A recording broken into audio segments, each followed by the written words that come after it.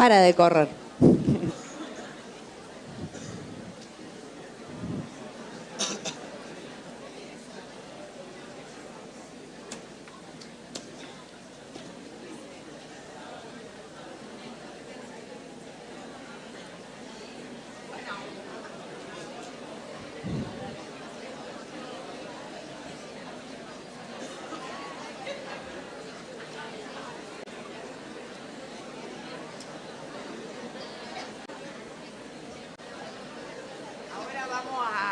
Hola, hola. Hola, hola.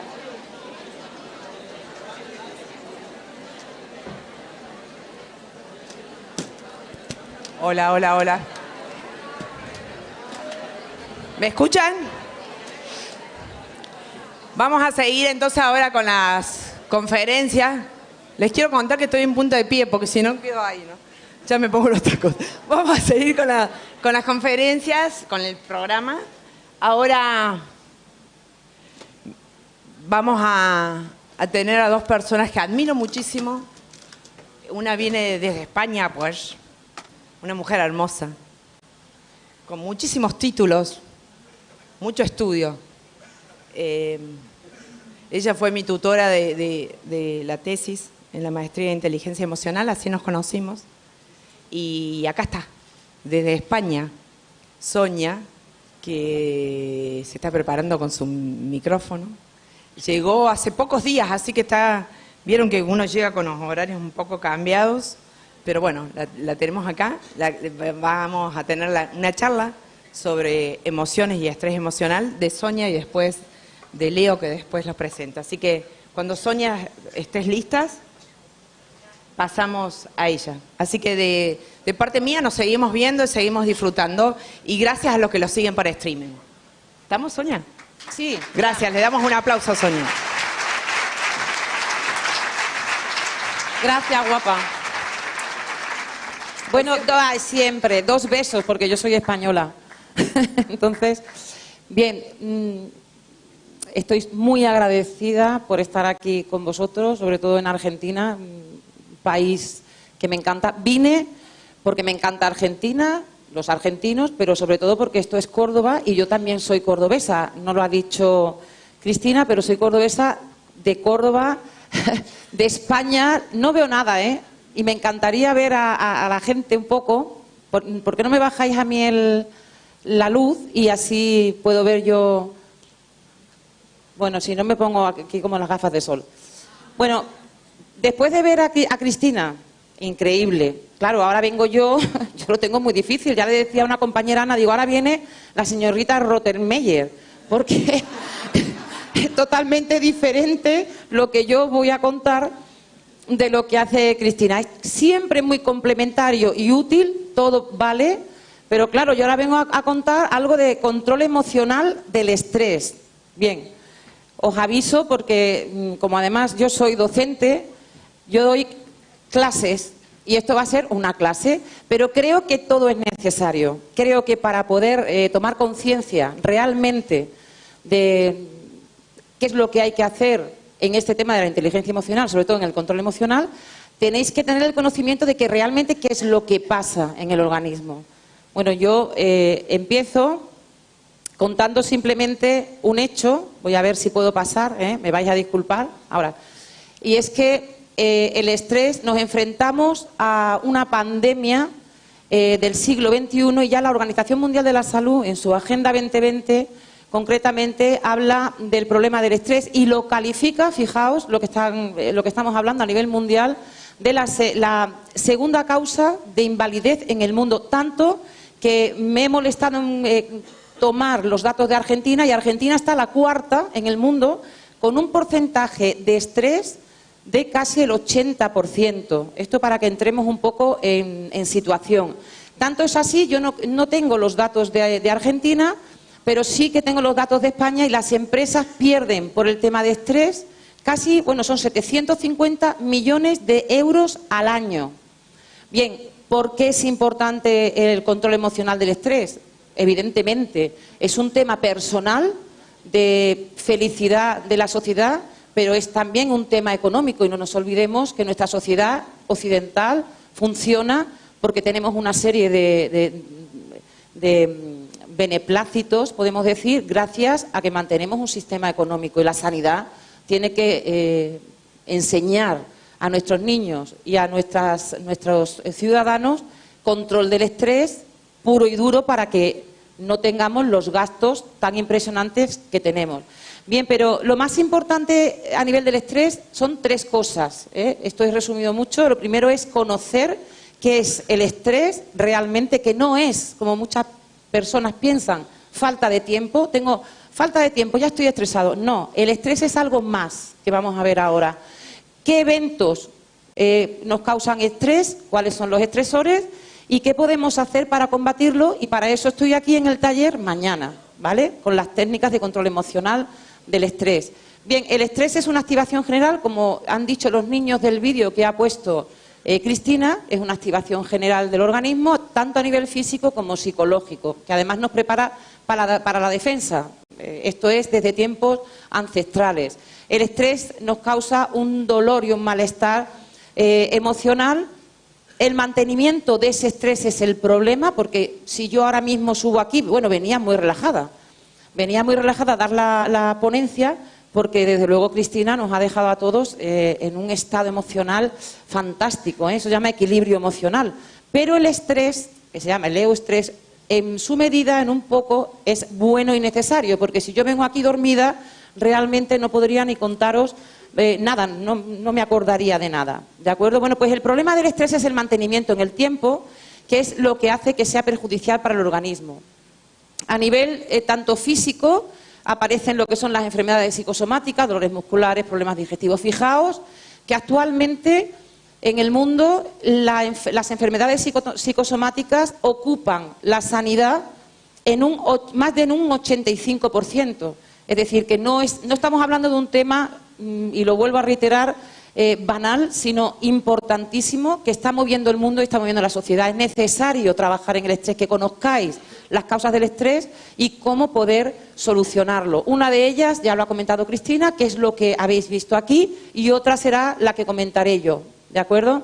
Y a nivel psicológico, por supuesto, el estrés causa ansiedad, depresión, etcétera. Pero, como decía, hay dos caras del estrés. El estrés tiene efectos positivos, pues te provoca optimismo, la concentración, que era lo que yo necesitaba también para poder hablaros a vosotros y que no se me olvidaran las cosas, ideas positivas, pero también provoca efectos negativos cuando se mantiene en el tiempo. Y esos efectos negativos son la falta de concentración, el cansancio, disminución de atención, molestias físicas, etcétera.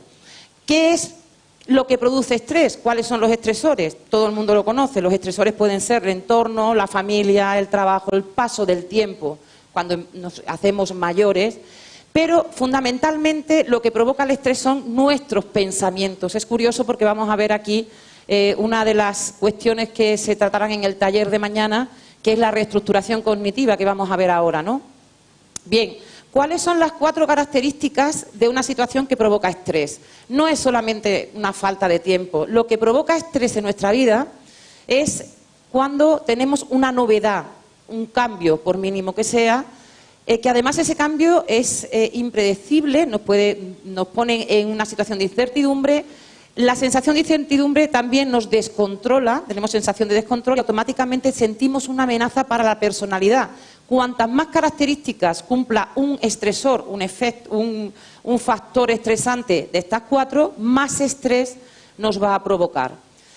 A todos no nos estresan las mismas situaciones. Hay situaciones que a unas personas les estresan muchísimo y a otras les parece fantásticas. Y es más, se crecen en ellas. ¿De acuerdo? La clasificación de los estresores son las siguientes. Los tenemos externos e internos.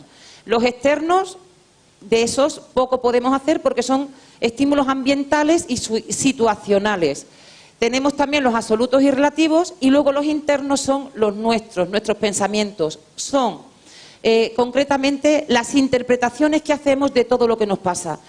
De hecho, lo más importante, y lo que decimos mucho en inteligencia emocional, lo importante no es lo que pasa, sino cómo te lo tomas. ¿De acuerdo? Bien, seguimos. Hasta ahora bien, voy muy rápido, os vais enterando, ¿no? Bien.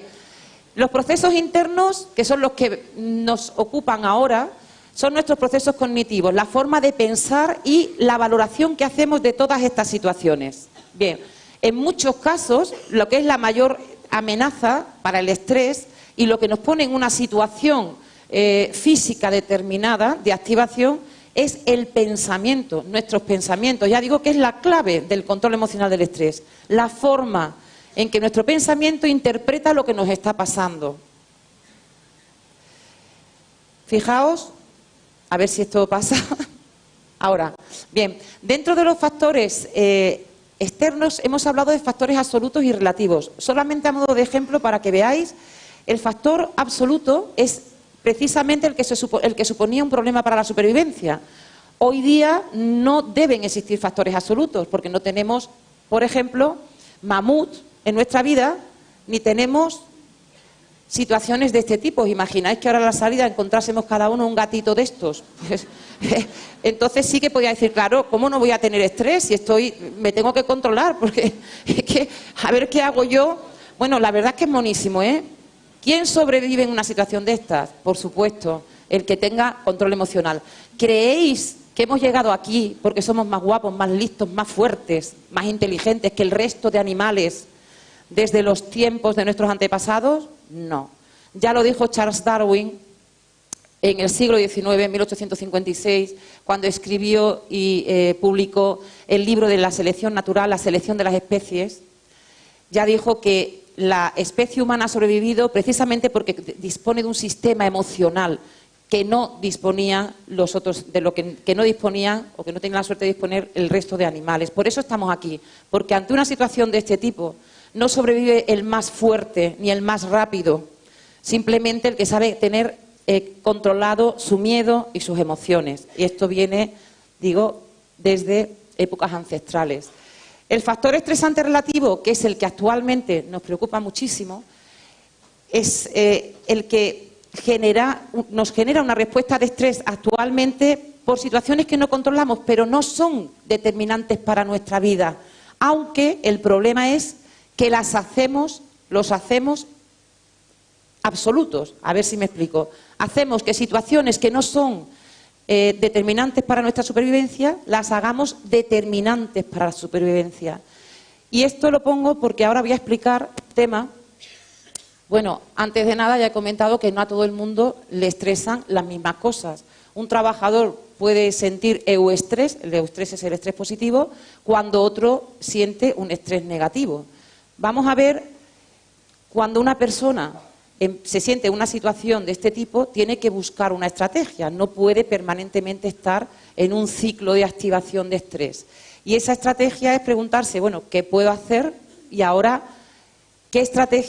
¿con qué estrategias cuento? Desde la inteligencia emocional contamos precisamente con tres tipos de estrategias. Las cognitivas, que son las técnicas que voy a abordar yo, de estructuración cognitiva y parada de pensamiento.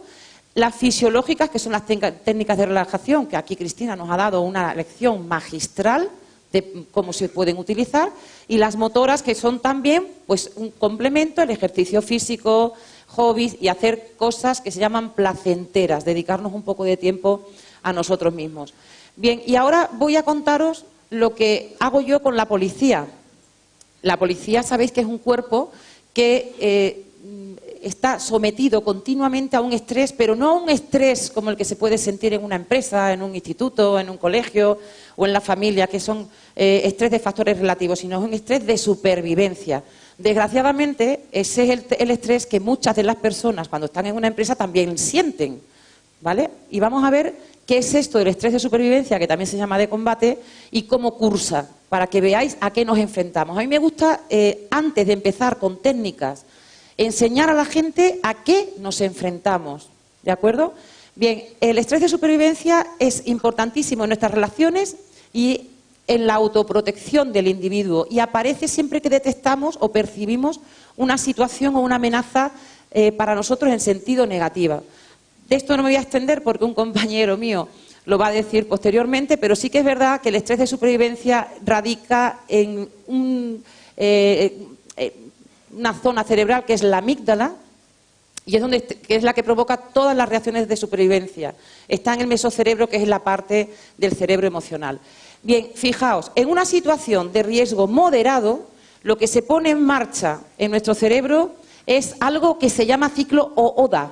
No, seguro que diremos esto qué es. Hemos oído hablar en nuestra vida de esto. El ciclo ODA, que se llama así, nuestra corteza cerebral, porque tenemos, según el cerebro triuno, tenemos 3 fases, o el cerebro dividido en 3 partes. La primera es la parte reptil, la parte que proviene de los reptiles, de nuestros antepasados, donde radican las cuestiones de supervivencia, todas las reacciones de sexo, de búsqueda de comida para sobrevivir. Tenemos el mesocerebro a nivel medio, que es donde está la parte emocional y donde se encuentran las amígdalas, que tenemos 2, las amígdalas cerebrales. Y luego tenemos la neocorteza, que es la parte racional, la corteza cerebral. Bien, pues en una situación de riesgo se pone en marcha un ciclo ODA, que se llama así porque son las siglas de observamos, nuestra neocorteza, observa, orienta y analiza la situación, decide si es peligrosa o no y actúa. Todo esto en un segundo. Esto ocurre continuamente y estamos decidiendo diariamente. Nuestra neocorteza hace este ciclo continuamente para cualquier cosa que tengamos que decidir. ¿De acuerdo? Bien, en un segundo es el momento en el que nosotros, lo que tardamos en resolver las cosas. ¿De acuerdo? Esta sería la representación de un ciclo ODA a nivel cerebral, ¿vale? Y ahora os comento que hay situaciones, momentos en que la neocorteza, que es la parte racional del cerebro, pierde el control y automáticamente coge el control la amígdala, ¿vale? La amígdala. Cuando eso ocurre y la amígdala se encarga de la situación, dejamos de tener todo el sistema racional en funcionamiento y entramos en secuestro amigdalar. Bien, el secuestro amigdalar, a ver si... Perdona. Bien, la amígdala cuando toma el control hace el mismo ciclo ODA, pero tiene un atajo y en vez de un segundo tarda 0,20 segundos.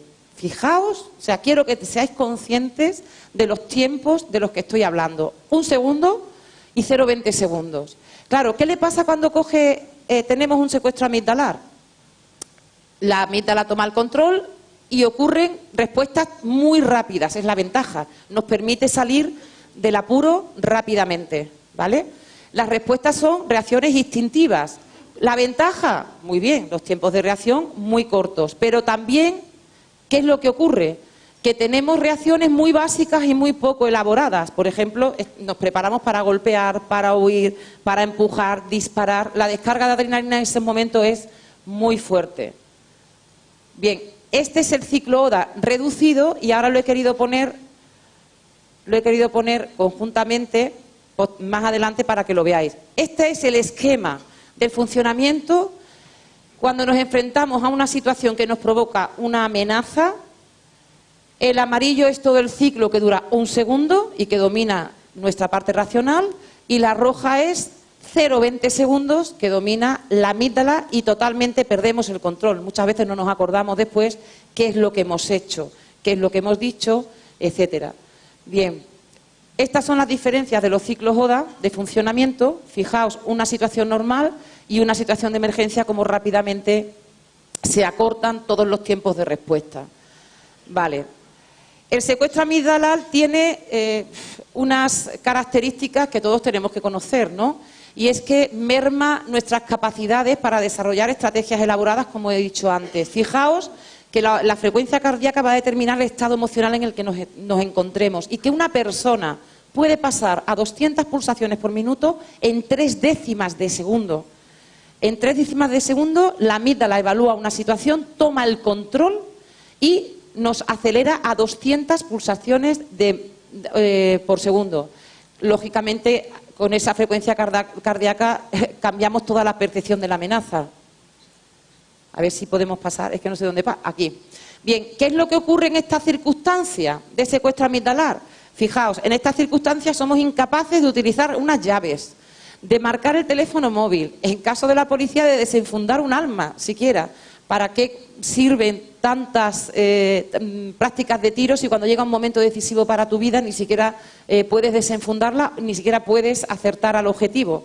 ¿De acuerdo? O sea, es que quería que supieras todo esto porque a la hora de controlar y saber utilizar las técnicas de reestructuración cognitiva, vamos a poder no llegar a estos estados. Pero sí que es verdad que una vez que llegamos a estos estados es imposible revertirlo. Esto hay que saberlo. O sea, todo tiene solución en una medida, pero hay cosas que son inevitables y que nos van a seguir ocurriendo, ¿vale? Entonces, la arremetida de adrenalina que sufrimos en ese momento nos lleva a una economía cognitiva también. Se nos olvidan las cosas. Bien, ¿cómo saber cuándo empieza a ser demasiado tarde? Porque lo tenemos que saber. Tenemos que aprender a saber cuándo estamos llegando a un punto de no retorno. Bueno, pues en una primera fase empezamos a tener dolores abdominales, empieza a fallar lo que es la digestión. Posteriormente empezamos a notar que bebemos más alcohol o fumamos más, tenemos más conductas adictivas. Y la tercera fase es que empezamos a tener ya problemas de memoria, se nos olvidan demasiado las cosas y no por la edad. Y llegamos a enfermar hasta una situación de ya sentirnos quemados. Bien, ¿cuáles son las técnicas de control emocional del estrés? Las que vamos a tratar en el taller. Y las que hay, aparte de las físicas, yo voy a hablar de las cognitivas, de la reestructuración cognitiva, es decir, modificar un pensamiento negativo en el momento que aparezca para evitar una activación emocional que va a resultar posteriormente irreversible y nefasta. Y también la parada de pensamiento, que es parar un pensamiento negativo. Son dos cosas muy útiles que vamos a ver. Bien. El desarrollo de la inteligencia emocional, esto tengo que decirlo porque no es como una película de Matrix, ¿no? Me tomo una pastilla y entro en una nueva realidad. Me conformo, ya sé controlar el estrés, ya tengo autoconocimiento. No. Se necesita mucho trabajo y mucho entrenamiento para poder llegar a cierto nivel de inteligencia emocional y de control del estrés, por ejemplo, en este caso. Quería comentar que mientras el coeficiente intelectual nos viene determinado, el coeficiente emocional no. Es más, la parte emocional radica en el mesocerebro, que se puede decir también el cerebro que mantenemos en común con los mamíferos, y allí las neuronas, sus sinapsis son mucho más lentas. ¿Qué significa eso?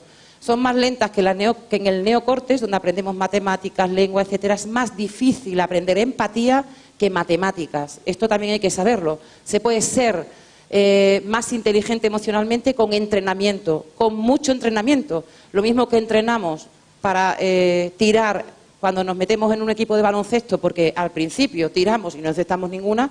Hombre, no sé, a lo mejor aquí hay algunas genios del enceste, ¿no? Pero lo normal es que digan, no, te ponemos un entrenador porque sabemos que hasta dentro de un mes no vas a saber encestar de 40, 3. Y que dentro de un año vas a ser una persona que vas a estar bastante entrenada. Nos entrenan en todo, nos entrenan en matemáticas, nos entrenan en lengua. Lo que no nos entrenan es precisamente en control emocional. Importantísimo para las sociedades que vienen. Importantísimo la inteligencia emocional y el control concretamente del estrés, no solamente a nivel económico, sino a nivel social, porque va a determinar que los individuos, los ciudadanos, sepamos actuar en situaciones graves que van a venir implícitas con el avance social. Bien, una cosa... Estoy aquí. Ya. Bueno, la reestructuración cognitiva, para que os hagáis una idea, es la emoción o el sistema emocional, lo que es el proceso emocional, cursa de una manera muy sencilla ante una situación. Nosotros tenemos una serie de reacciones fisiológicas determinadas por los pensamientos, por la interpretación que hagamos de esa situación. Y ahí ya manifestamos una conducta. Una conducta que además a mí me gusta poner este proceso porque al final del taller también voy a hablar del lenguaje no verbal para que tener una herramienta más de poder a la hora de manejarnos en este mundo del control emocional. Y es que en el momento que tenemos una interpretación de una situación y manifestamos unas reacciones fisiológicas, se traducen a nivel corporal, la postura, la forma de mirar, la voz, que es la paralingüística, es decir, una serie de circunstancias que, por ejemplo, yo enseño a la policía, concretamente a los policías caninos, que son los policías que tienen los perros antidroga, para que puedan saber y detectar, no al 100%, porque no hay ninguna ciencia tan exacta, aunque digan que las matemáticas sí son, que consigan detectar quién puede ser que tenga droga y por su comportamiento actuar contra esas personas, ¿no? Esto se llama reestructuración cognitiva, cambiar la forma de pensar en el momento que empezamos a saber que estamos interpretando una situación erróneamente. Por lo menos no dejar que nos embargue una emoción que nos va a producir un malestar tremendo.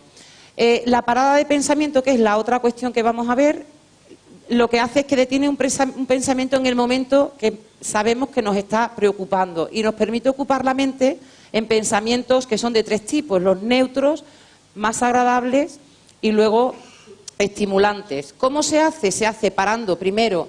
Estos son entrenamientos, lo mismo que el entrenamiento que he dicho antes del baloncesto, que es el símil que he cogido para el taller.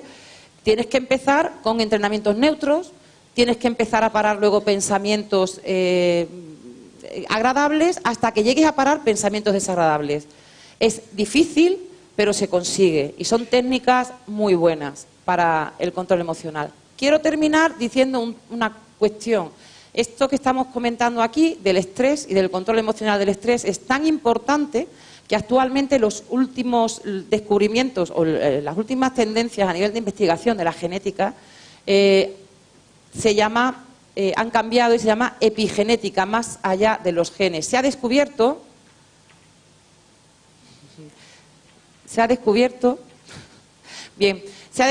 que los pensamientos provocan cambios moleculares en los genes. Fijaos lo que estoy diciendo. Una situación la interpretamos de una manera errónea para nosotros, o una manera negativa, nos provoca una emoción de estrés, y automáticamente esa emoción de estrés produce lo que se llama, algunos lo sabrán, otros no, yo lo voy a decir, la metilación del ADN. El ADN, que es el componente genético que está en todas nuestras células y determina cómo somos, se ve afectado no solamente por los cambios, por la herencia, sino que se ve afectado precisamente por otra serie de circunstancias que no afectan a lo que llevamos dentro, que es la herencia, sino que afectan a cuestiones como, por ejemplo, la situación en la que ponemos nuestro cuerpo cuando nos sentimos mal. Es decir, un pensamiento te hace sentir mal y automáticamente puede modificar la estructura, no la estructura del ADN, pero sí puede modificar partes de tus genes. Las emociones y las vivencias se ha demostrado que producen los cambios epigenéticos de los que estamos hablando. Eric Nexter, que además está investigando en esto, también hay investigadores españoles en este tema de la epigenética, ya han demostrado que el estrés crónico puede alterar la cromatina, que no es ni más ni menos que el ADN, y los cambios que se ven afectados son los cambios fisiológicos y conductuales. Pueden además, lo peor de esto es que se transmiten a la descendencia. Fijaos lo que estamos hablando. Al final de todo debemos aprender a ejercitar y dominar las emociones por un tema muy simple. Ya no solamente porque nos encontramos mucho mejor, porque somos más eficaces, más felices en nuestra vida, sino porque además nos enfrentamos a temas graves. Y graves porque la plasticidad del ADN viene determinada concretamente por el estado emocional y por nuestros pensamientos. Yo lo que digo es que si no somos capaces de invertir en entrenamiento de las personas y de los niños, sobre todo a nivel educativo, porque tienen que empezar ellos, en entrenamiento de las personas para tener control emocional, lo mismo que se invierte en deporte, se invierte en entrenamiento en otra serie de asignaturas cognitivas, tendremos un problema social como el que ya tenemos, pero mucho más grave. Las sociedades estresadas, ¿qué es lo que tendrán? Tendremos cada vez personas con más estrés crónico y con más enfermedades psicosomáticas, pero el problema viene peor todavía. Sus descendientes, las nuevas generaciones vendrán con este problema ya añadido y eso es tremendo. Por eso yo digo que usted decide. Gracias.